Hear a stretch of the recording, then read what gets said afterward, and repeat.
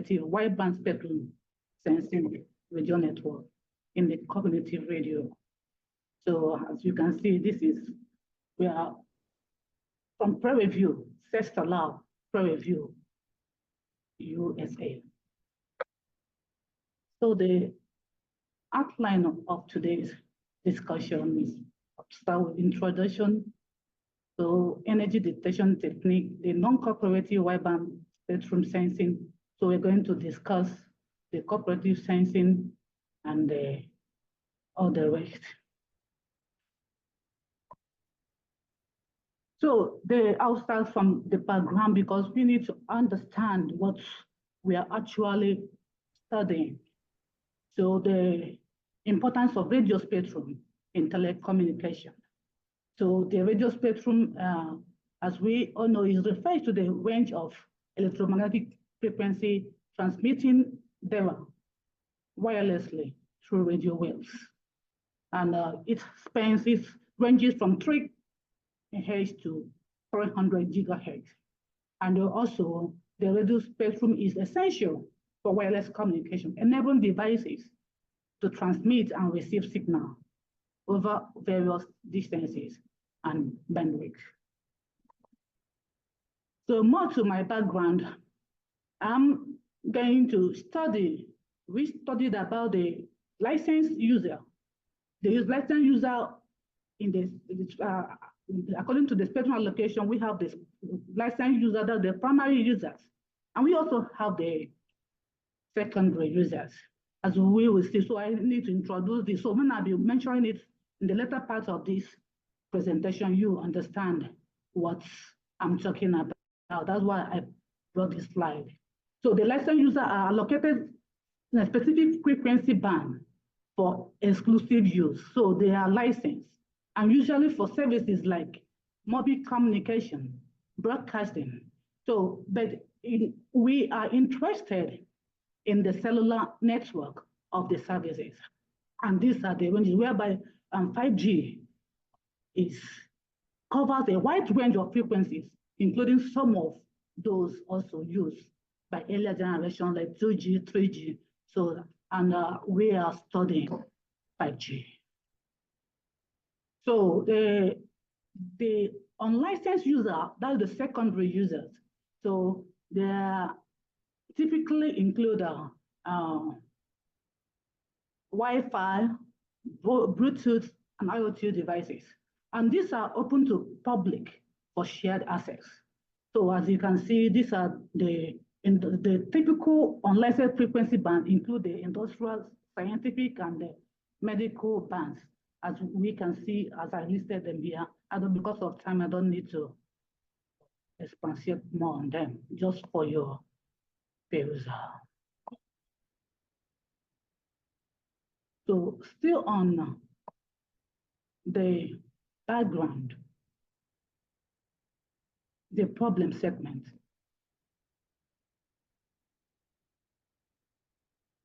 Okay, still on the background, spectrum sensing significant and useful technologies. So understanding how unlicensed and the licensed services coexist in this band will help ensure efficient spectrum use and minimize interference, because we are trying to see how they can coexist. So if they coexist, the spectrum, the interference should be reduced to the barest minimum. So we have to make sure that we have optimized detector that will help us to send the spectrum. So technologies like cognitive radio, spectrum sensing, and dynamic spectrum access play a crucial role in the study. So cognitive radio system is a radio frequency transmitter that intelligently identifies the empty licensed radio frequency and make use of it temporarily until the licensed user shows up again, with a condition that it should not cause interference. I just use a layman definition for us to understand what I'm working on. And spectrum sensing is the process by which a cognitive radio becomes aware of the environment by continuously monitoring various frequency bands to detect the presence of or absence of primary user, that's the licensed user, in their bands. So this information allows the community to dynamically adjust the transmission parameter to utilize the vacant spectrum without causing interference to the primary user. So the summary of all is that we want to make sure that we have optimized device, optimized that we reduce interference or not even have interference at all. So that is our primary goal. So problem segment. So the spectrum is a scarce resource. Primary user spectrum is underutilized.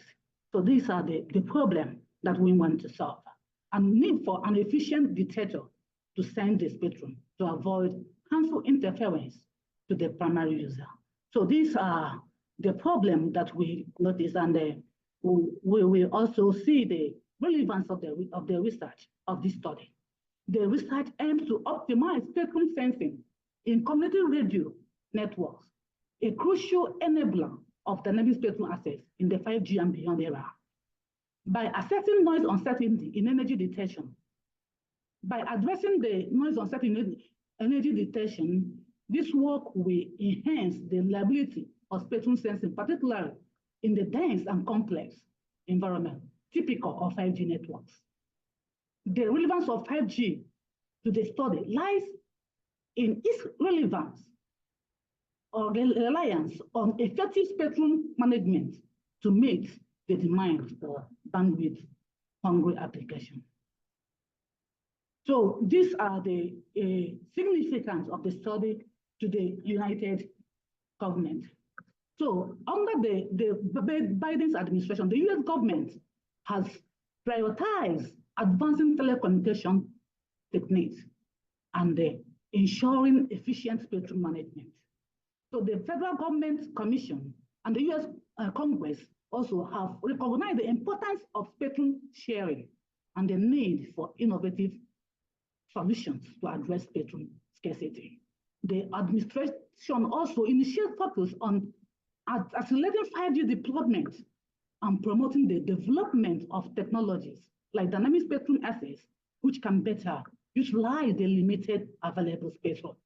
So the work that we did aligns with these priorities by addressing noise uncertainty in energy detection for cognitive radio systems, which play a vital role in dynamic spectrum access framework. So by improving spectrum sensing reliability, the research support the FCC's and US Congress goal of creating a more flexible and efficient spectrum management system. So sensing reliability not only enhances spectrum utilization, but also ensures a competitive edge for the US in the global telecommunication area. I just spent time for this for you to know the relevance of the work that we did, which you will show. So the one good thing is that the non-cooperative spectrum sensing technique, of which energy detection technique is one. So this energy detection technique has its capabilities and non-capabilities. And the non-capabilities of it is what we are trying to address. So energy detector is a non-coherent detector that measures the signal energy received from a particular frequency band by measuring the signal energy received and compares it with an established threshold. So the threshold is set considering the value of the noise power. So as you can see, this is the flow of the energy detection. So but energy detector do not need prior knowledge of the signal. That's one important signal carrier frequency. That's the one important capability that he has that help us to do this, because getting to know the frequency of the primary user that is operating on is a difficult one. But this energy detector will help us to get the signal and analyze the signal. So it's and the phase or modulation type. It doesn't have to have knowledge of them. Not having the knowledge makes energy detection to be susceptible to noise uncertainty. So it is vulnerable to interference. That is the bad part of it, but we are going to address it. So from other users and struggles with hidden node problem, especially when the primary user signal is weak or occluded. So now the non-cooperative wideband spectral sensing. So we research trying to see how the Internet of Things devices and also enabling the 5G objectives. So we have to research the wideband spectral sensing both for non-cooperative and cooperative. And we were able to come up with the framework or the architecture. So as you can see, we are trying to send the 5G signal in the diagram, the architecture as you are saying. Now we have to divide the received signal into 5 sub-bands. So if these 5 sub-bands, and we are able to detect with all the channels that they are free or not free, that will make the Internet of Things devices to transmit. So, and also receive the signal. So this is the non-cooperative. So wideband spectral sensing. So it's a process by which a community user autonomously identify and detect signal across a wide range of frequencies. So, and also it makes use of the energy detection technique, as I've explained earlier. Because of our time, I have to continue moving. So another technique that we studied is a cooperative spectral sensing.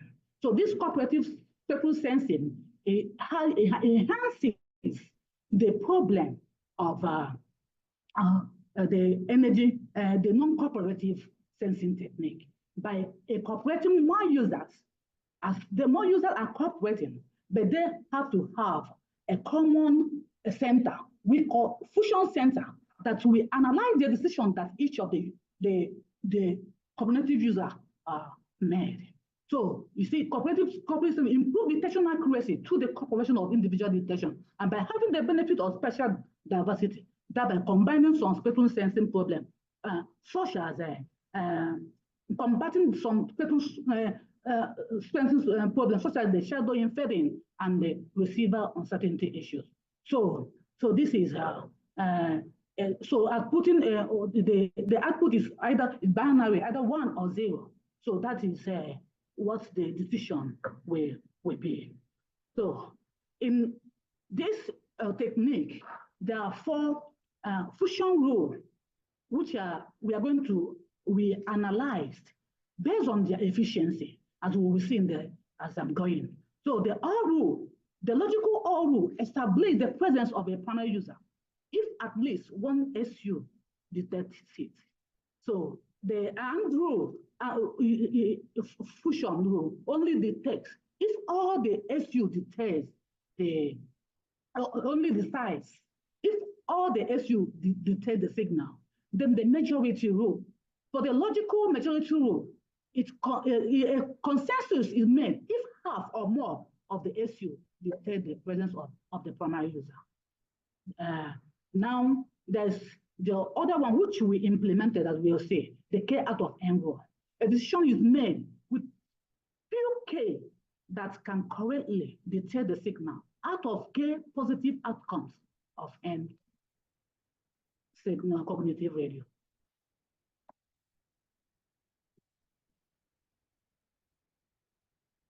Then the literature review of current work. So we have to review some current work to know where the research in this aspect of our work is. So the authors in the reference in one, so they pointed out the poor performance of cooperative sensing under poor signal to noise ratio, as I'm going to address.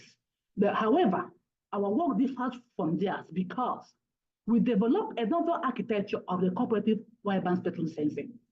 And also, we consider the performance of cooperative wideband spectral sensing across 5 subbands and different ranges of pulse signal to noise ratio.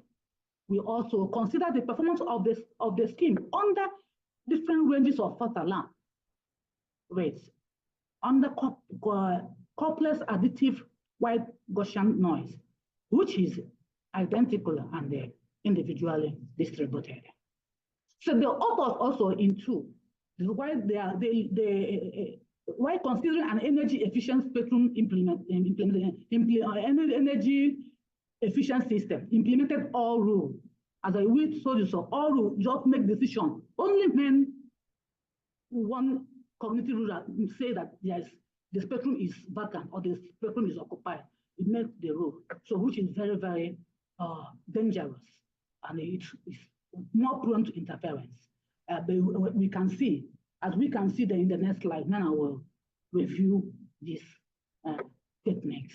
So in their design, without considering the high force around rate of all rule.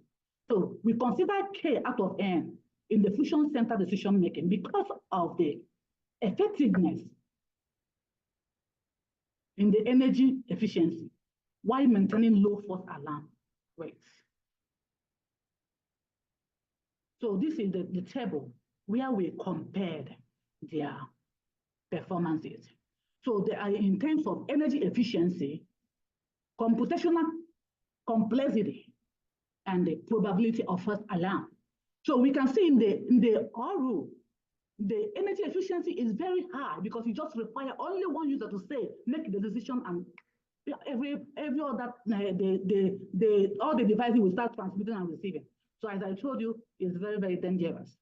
Now the computational complexity is low, and its probability of false alarm is high. So because of time, I have to go to K out of N, which we implemented. It's high. It's high, energy efficiency is high, and also it's tunable. And the computational complexity is moderate, and the probability of false alarm is low. And to make this our the table that we saw, we have to do the simulation to actually ascertain that what we say that they are is what they are. As you can see from the simulation result, this is the result we did in MATLAB. As you can see, the green plot is the all rule, and the green plot is the K out of N rule, and others. The third is the majority rule, and the end rule. And rule is the last. As you can see, the all fusion rule has the highest detection, but with a high risk of false alarm. It will reach the detection probability of around 0.6 and 0.9, as it depends on only one cognitive user to declare detection. So it has the lowest computational complexity, as you can see, and most energy efficient, as it requires minimal processing. However, it sacrifices detection accuracy, which may be more pronounced in poor signal to noise ratio condition. So the K out of N has the best balance between detection and false alarm probabilities, and is most ideal for use in poor signal to noise ratio, where false alarm and misdetection can be controlled. So the complexity is moderate, as the fusion center must compare a threshold K with the number of positive outcomes. Its energy efficiency is also high, as it does not require every cognitive user to detect the primary user. So the tunability of K out of M makes it flexible for managing probability of false alarm. So this is what we research on, and that's why we implemented the technique, as we will see in our methodology. So the cooperative wideband spectral sensing. So because we want to make sure that we have more bands that will sense the spectrum, so that the Internet of Things devices will have enough spectrum to operate on. So that's why we did our cooperative wideband spectrum. So that's where we concentrated. We developed the architecture and we implemented K out of N row because of the efficiency and its reliability, as we discussed in the last slide. So we partitioned the received signal into 5 sub-bands. So each cognitive radio, we look we use 6 cognitive radio, and each receive analog signal through an antenna, and contains a wide range of frequency components from various primary user bands. So the bypass filter is applied to the analog signal to remove frequency outside the desired bandwidth to prevent aliasing in subsequent stages. So an energy detection is implemented as well, and it's crucial in spectral sensing as it determines the presence of signal in the frequency band based on the energy content within the subband. So, and a soft optimal K, we choose 2, is implemented for 6 cognitive users, and the FC makes a final decision. That's the FC, the fusion center, a final decision on the state of the spectrum. So, and the decision is sent back to each cognitive radio, which can transmit utilizing the free primary users band. So the design methodology. So as I highlighted earlier, so we implemented the energy detection technique because of its non-coherency and simplicity. And we preferred a solution to the issues of noise uncertainty by implementing cooperative sensing. We developed a novel architecture for cooperative wideband spectral sensing with 5 sub-bands and evaluated its performance across 4 signal-to-noise ratio range, as we will see in our simulation, and the different false alarm rates. We consider K out of N fusion rule for its reliability and energy efficiency. So these are the simulation parameters. The number of sub-bands is 5. Number of samples, you choose 700 samples.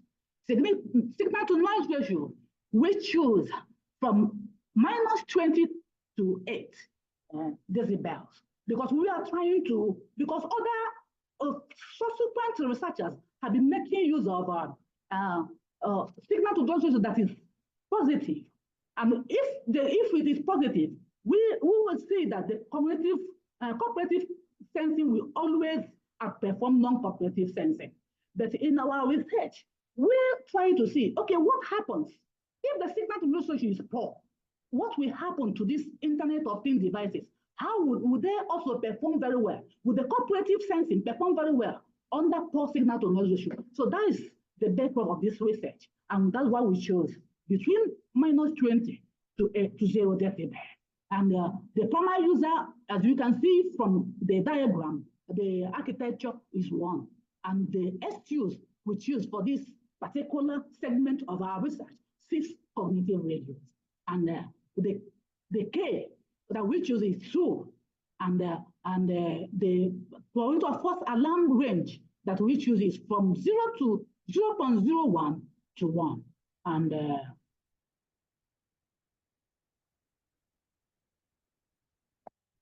so this is I'm running out of time. So this is the simulation result. So we perform the simulation. We want to know what happens if there is 3 cognitive radios and using K equals to 2.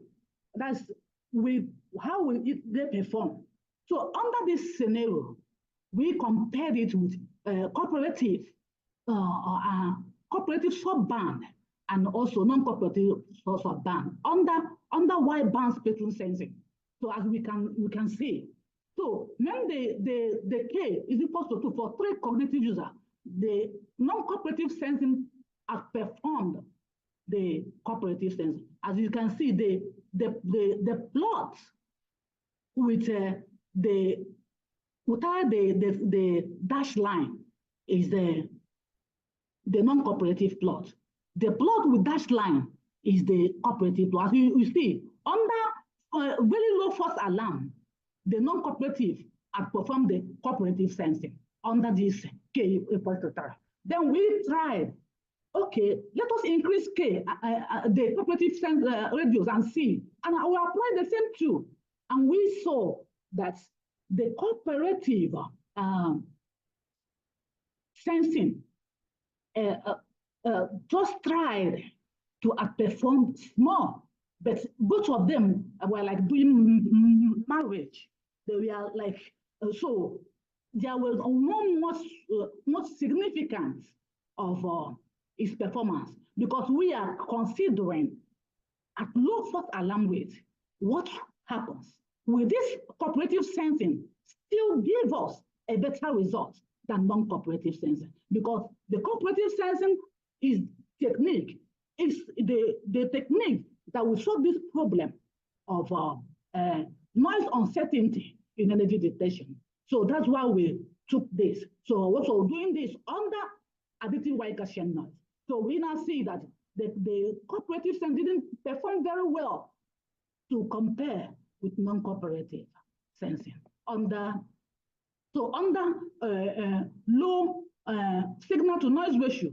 So we compare the probability of detection to probability of to signal to noise ratio, as we can see, and also we implemented the same K as against 3 cognitive radios, and we can see that the cooperative, non-cooperative is also performing very well at low signal to noise, at a low false alarm rate. As we can see, at 0.01, which is the purple line, the non-cooperative sensing is performing better than cooperative sensing.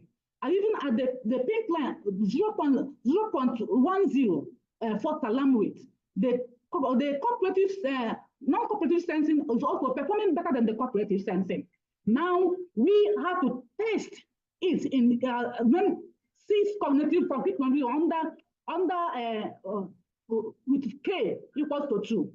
So we saw that there's a little bit improvement, which means the more the cognitive users, the better will be the signal, there will be the detection. But the problem is that there is a problem. If the signal is here at 0.1, under this, which means the signal to noise ratio, when the signal is very poor, it distorts the cooperative sensing. So there must be a remedy for this. And this is what we are going to do in the next research. What can we do to alleviate this problem of noise in cooperative sensing? Because it's disturbing it at very low false alarm. It cannot reach here, unless the false alarm, and then the false alarm is about 0.50. We see the cooperative sensing now coming up.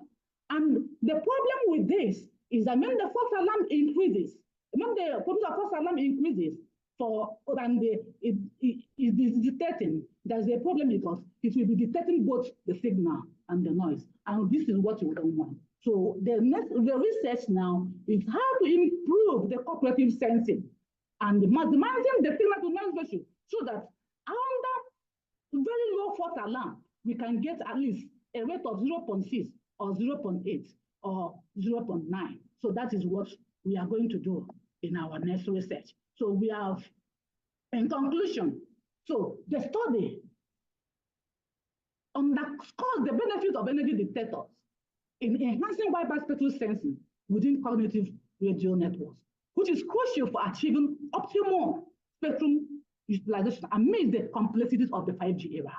Why the ROC curve analysis nearly the advantages of cooperative sensing in significantly elevating detection performance in scenarios with extremely low signal to noise ratio and higher false alarm rates, ranging from 0.5 to 0.1. The result, we are less consistent at very low false alarm rates, that is 0.1, 0.01, and 0.1. So this inconsistency suggests that despite its benefits in each specific setting, cooperative sensing does not uniformly surpasses the performance of non-cooperative sensing under all conditions, especially at a very low signal-to-noise ratio. So implementing the K out of N rule within cooperative strategy effectively enhances energy efficiency accurately and the reliability of detecting certain states under challenging conditions prevalent in dense 5G networks. So nonetheless, the variable performance of cooperative sensing across different false alarm rates underscores the need for further refinement of these techniques to address the diverse operational environment within 5G network. So our future work, which we have started already, is future research we aim to optimize cooperative wideband status sensing strategies further, including integrating a diversity scheme in the energy detection circuitry to enhance signal-to-noise ratio and improve the detection capabilities of cooperative sensing technique within 5G networks. So incorporating machine learning also, that the next one after this is to dynamically determine the optimal K value with minimal human intervention could significantly prepare the autonomous capability of cooperative radio networks. And also these advancements are crucial for effectively managing the radio spectrum and facilitating dynamic spectrum access in increasingly complex 5G and beyond environment, especially where traditional methods face limitations. So these are our references that we chose, just part of the references and the end. Thank you so much. Thank you for your time. So, it's a great presentation, Professor. Is there any questions from forum?